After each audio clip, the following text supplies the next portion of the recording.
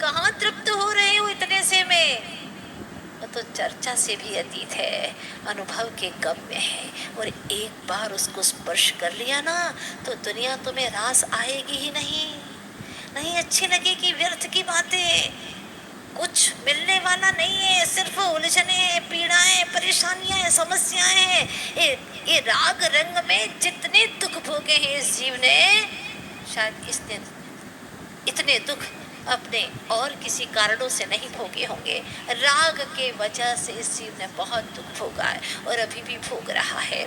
इसलिए आचार्य देव कहते हैं, जहाँ ज्ञान का जोर है वहाँ राग का जोर नहीं है, वहाँ राग की चलती ही नहीं है। जहाँ पर ज्ञान आकर के विराजमान हो गया, जहाँ पर ज्ञान है वहाँ त्याग जरूर विराजमान रहेगा। अनाणम पच्चखाणम, फिर वहाँ राग का जोर चलने वाला नहीं है।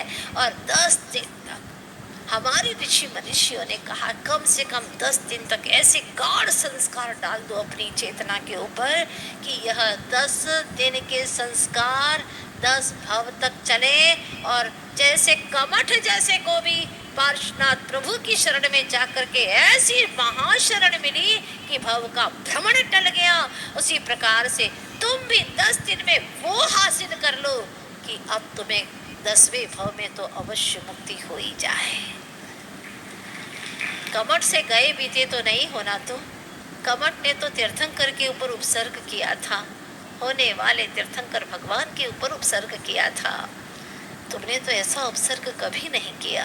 विश्वास करो अपने ऊपर, चेतना जगाओ। बात तो वही है, लेकिन कहने के रोज के तरीके अलग हैं। पहुंचाना तो वही है, लेकिन कहने के तरीके अलग अलग हैं। कहते हैं ना, गीत केवल एक गाने के तरीके हैं बहुत।